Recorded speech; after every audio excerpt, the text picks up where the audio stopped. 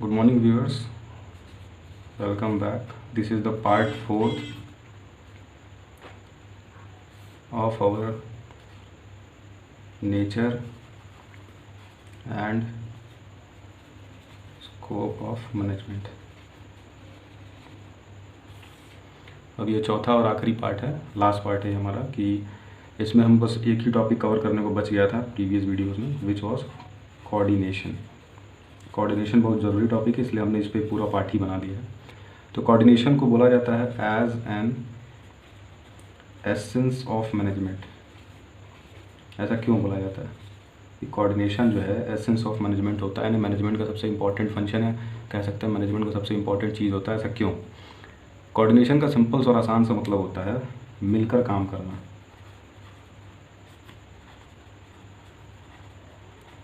मिलकर काम करना या मिलजुल कर काम करना बुरा तो नहीं है, अच्छा भी है। अच्छा इस वजह से क्योंकि अगर हम मिलजुल कर काम करेंगे तो हमारा काम इजीली हो जाएगा। Suppose that if there are 10 employees in any organisation and they are all coordinating their efforts, and if suppose one employee has suffered from illness, then other 9 will help and do the work and complete his part of work also। यानी 10 आदमी हैं तो एक आदमी बीमार हो जाता है तो बाकी 9 लोग उसके हिस्से का काम भी एडजस्ट कर लेते हैं। यही फ़ायदा होता है कोऑर्डिनेशन का, हमको भी फ़ायदा है पर्सनली और ऑर्गेनाइजेशन को भी फ़ायदा होता है। तो एसेंस क्यों है? क्योंकि इसको तीन बड़े बात कहा गया। पहली बात कि कोऑर्डिनेशन जो है it is needed to perform all functions। अब कोऑर्डिनेशन की ज़रूरत होती है सारे फंक्शंस को ईजिली परफॉर्म करने के। फंक्शंस मैंने पहले बताया था POSDC, planning, organising, staffing, directing, controlling. अपने पास 5 फंक्शन हैं। पाँचों फंक्शंस को ईजिली परफॉर्म करने के लिए आपको कोऑर्डिनेशन की ज़रूरत पड़ती है, क्योंकि सब मिलजुल कर काम हो। अगर प्लानिंग वाला ऑर्गेनाइजिंग को हेल्प नहीं करेगा तो ऑर्गेनाइजिंग का काम नहीं हो पाएगा। ऑर्गेनाइजिंग वाला ये नहीं बताएगा कितने लोगों की ज़रूरत हो तो स्टाफिंग फंक्शन फेल हो जाएगी। स्टाफिंग फंक्शन वाला नहीं बताएगा कि भाई किस तरीके से काम स्टार्ट होना है, कैसे करना है, डायरेक्शन फेल। और अगर प्लानिंग ही फेल रहेगा तो कंट्रोलिंग का करने से कोई फ़ायदा है ही नहीं। उसके बाद लिखा गया है कि इट इज़ रिक्वायर्ड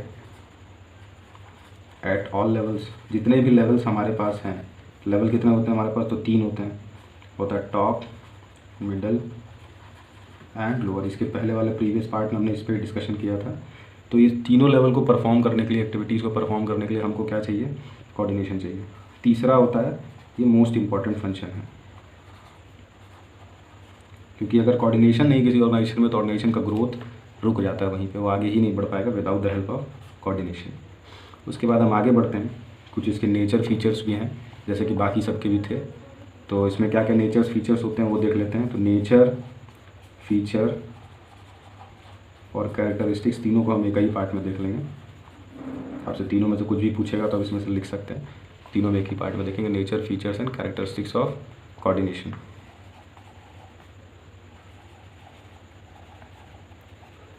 अब देखिए क्या क्या है, छोटे छोटे पॉइंट्स हैं। पहला है कि ये इंटीग्रेट करता है ग्रुप एफर्ट्स को। इंटीग्रेट करने का मतलब मिलाना हो गया। जो ग्रुप के एफर्ट्स होते हैं, जो ग्रुप वाले काम कर रहे हैं, उन सबको क्या करता है? ये मिलाता है। पहले हमने बात किया था मिलजुल कर काम करने से रिलेटेड है ये, तो ग्रुप एफर्ट्स को मिलाता है। दूसरा बोला गया ensures unity of action. Unity of action का मतलब कि आप जो काम कर रहे हैं उसमें एकता हो। एकता किसमें? तो काम में। तीसरा बोला गया continuous process. Continuous process means it is never ending process. Never ending, never ending मतलब कभी खत्म नहीं होगा, हमेशा चलता रहेगा। नेवर एंडिंग प्रोसेस का मतलब सिंपल होता है हमेशा चलता रहेगा। जब तक ऑर्गेनाइजेशन जिंदा है तब तक कोऑर्डिनेशन होना ही होना है। फिर है परवेसिव फंक्शन। परवेसिव फंक्शन का मतलब होता है कि जितने भी हैं, ऑल, या हम कहते हैं एवरीवेयर रिक्वायर्ड।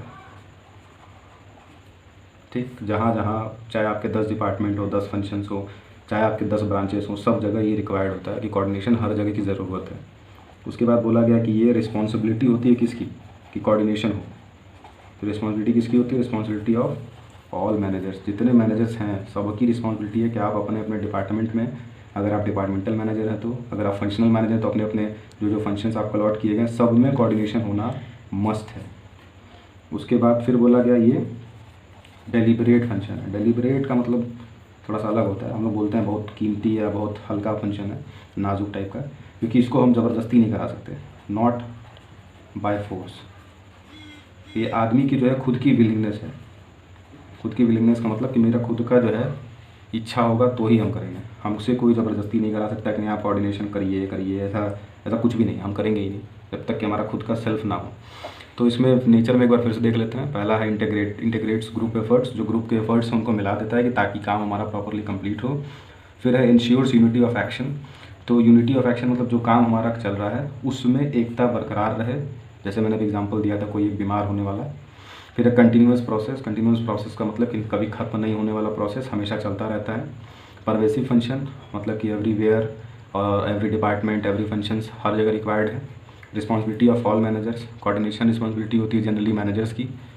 और डेलिब्रेट फंक्शन मतलब कि इसको फोर्सफुली अप्लाई नहीं कर सकते, फोर्स के साथ हम अप्लाई नहीं करेंगे, किसके साथ करेंगे, विलिंगनेस के हिसाब से, आदमी की इच्छा अनुसार अपनी अप्लाई कर सकते हैं। अब इसी वीडियो में हम लोग देख लेंगे कि इम्पोर्टेंस ऑफ मैनेजमेंट क्या है, इम्पोर्टेंस ऑफ कोऑर्डिनेशन देख लेते हैं इसी।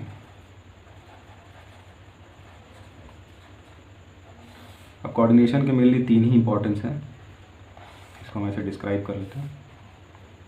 पहला तो हो गया ग्रोथ इन साइज,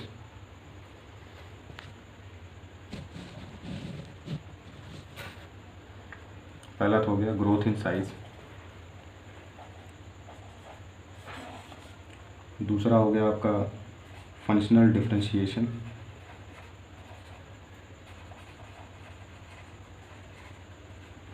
और तीसरा हो गया स्पेशलाइजेशन। तीनों को हम देख लेते हैं। अब ग्रोथ इन साइज़ के हिसाब से अगर देखा जाए तो हर ऑर्गेनाइजेशन अपने आप को ग्रो करना चाहती है हमेशा, और जब भी ग्रो करेगी तो भाई न्यू एम्प्लॉयज़ आएंगे।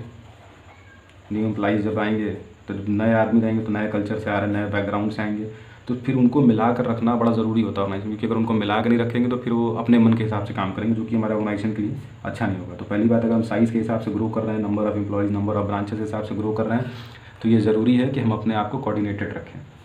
दूसरा बोला गया इंपॉर्टेंस इसका होता है कि फंक्शनल डिफरेंशिएशन अगर है आपके ऑर्गेनाइजेशन में, फंक्शंस के बेसिस पे आपने डिफरेंशिएट किया है, डिपार्टमेंट्स बनाए, जैसे कि मॉल में जाते हैं तो किड्स वियर अलग, जेंट्स वियर अलग, फिर वेमेन सेक्शन अलग होता है। तो इस तरीके से अगर हमने डिपार्टमेंट बनाया है तो लोग अलग अलग होंगे, उसकी रिक्वायरमेंट अलग हुई। तो कई बार क्या करते हैं लोग अपने डिपार्टमेंट्स के ही ऑब्जेक्टिव्स को लेकर चल जाते हैं, यानी वो ओवरऑल जो ऑब्जेक्टिव होता है ऑर्गेनाइजेशन का उसको लैक कर देते हैं, और हम केवल और केवल अपने डिपार्टमेंट के लिए रिस्पॉन्सिबल हो जाते हैं। तो ये भी गलत है। तो ऐसे तो हमारा ऑर्गेनाइजेशन तो पीछे हो जाएगा ना, केवल हमारा डिपार्टमेंट ही आगे होगा, और जरूरी नहीं कि हर डिपार्टमेंट वाले सही ही करें, कि पूरा ऑर्गेनाइजेशन का गोल अचीव होने में दिक्कत होती है। तो एक ये भी ज़रूरी है कि फंक्शनल डिफरेंशिएशन को, कि अगर आपके यहाँ ज़्यादा है तो आपको कोऑर्डिनेशन ज़्यादा रखना पड़ेगा।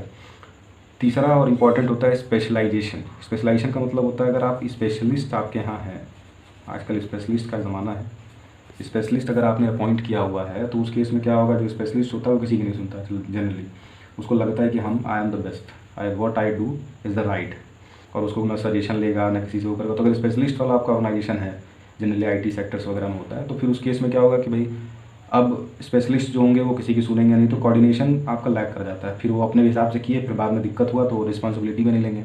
इस वजह से अगर आपके यहाँ स्पेशलाइजेशन ज़्यादा है वर्क में तो आपको कोऑर्डिनेशन की ज़रूरत और ज़्यादा है।